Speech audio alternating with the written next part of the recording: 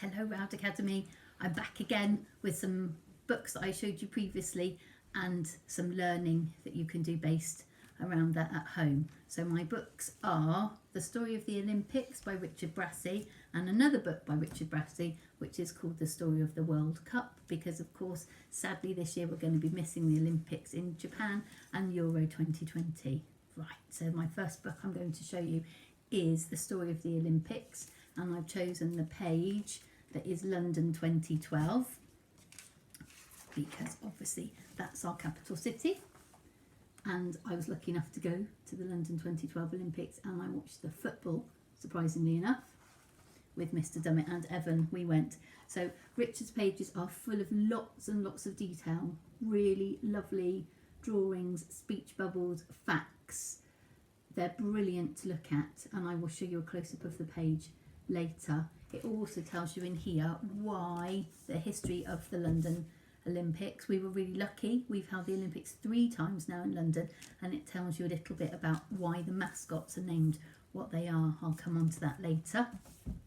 Our other book is The Story of the World Cup. Not the World Cup that we're missing this year. We're missing Euro 2020, which is a big shame.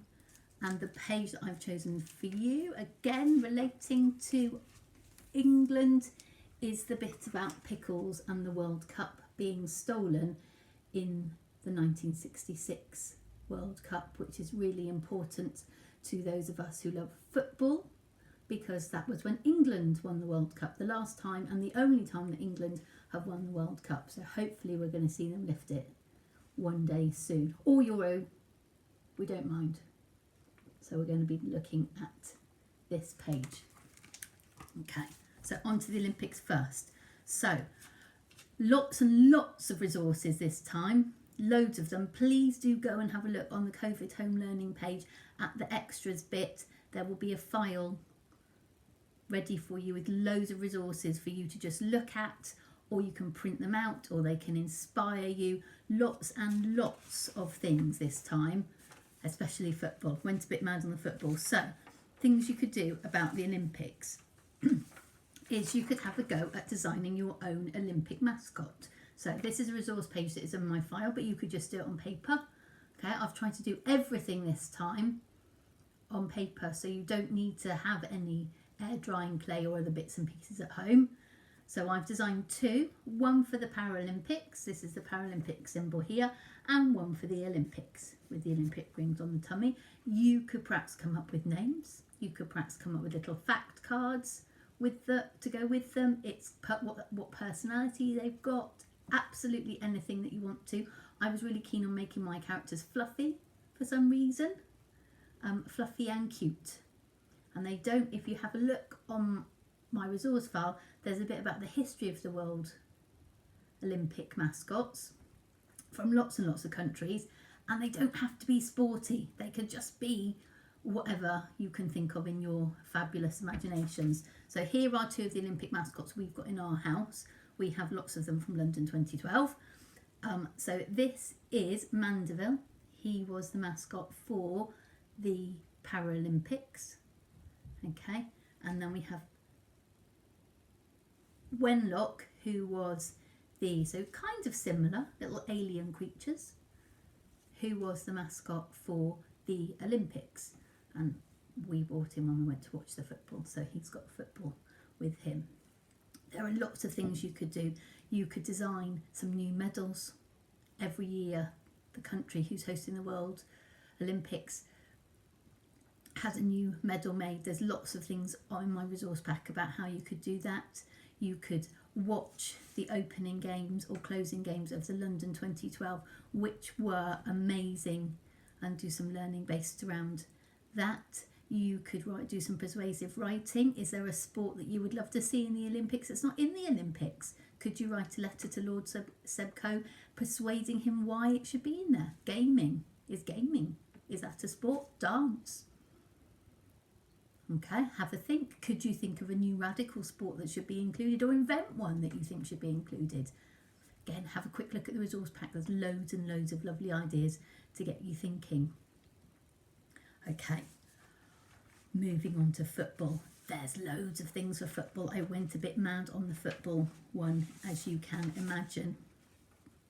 Oh, quickly coming back, my necklace does not match my outfit.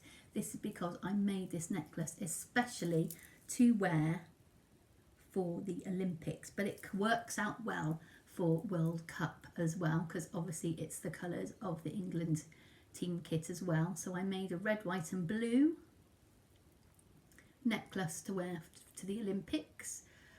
If you've got some beads or things at home, could you make an Olympic themed necklace or bracelet or key ring?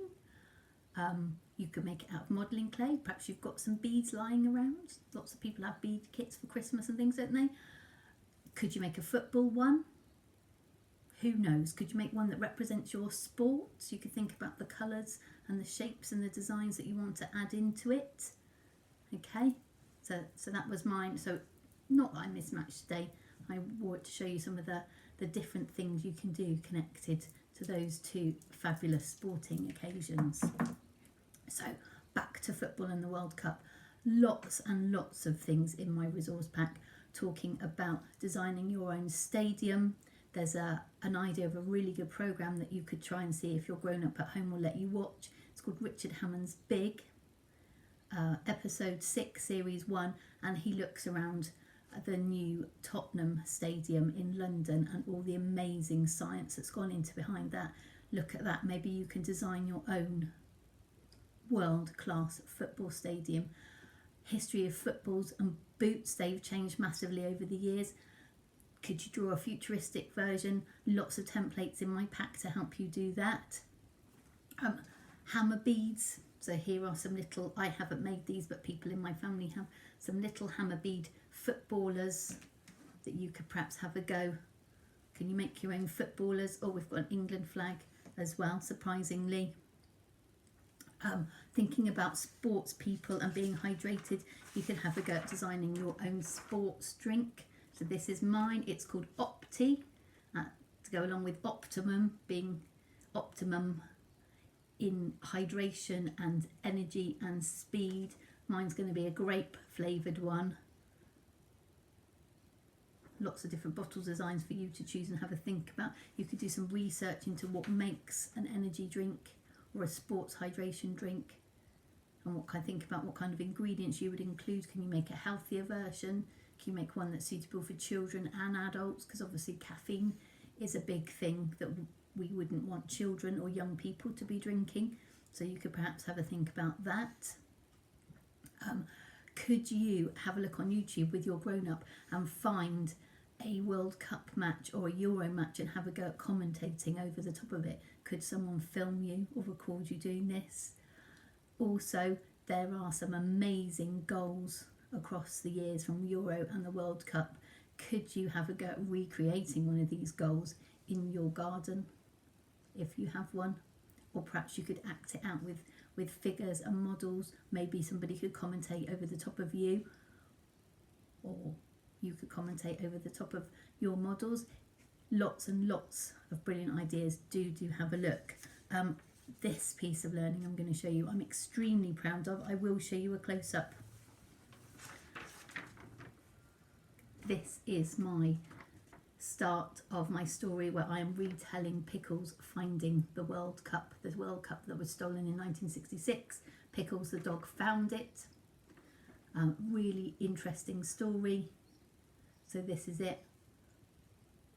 I've just got to the bit at the bottom where Pickles has found the World Cup on his evening walk. Okay, very impressed with my drawing on this one, and I've included lots of different ways of telling my story. Speech bubbles, thought bubbles, sounds coming out of the TV. Sometimes I haven't even drawn pictures, I've just moved the action along just by using speech bubbles and captions. I'll show you a close-up and you can have a look and see if you think Mrs. Dummett has done a good job. Right, another thing you can do is have a little listen to. This is apparently, according to my family, the best football song in the world. I'm not sure I agree. A very famous footballer called John Barnes raps on it. could you have a go at writing and recording your own England football rap? Could it be a rugby chant?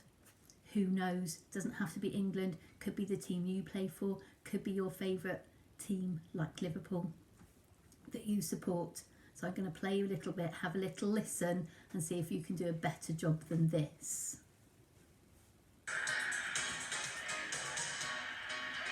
He's just about to rap.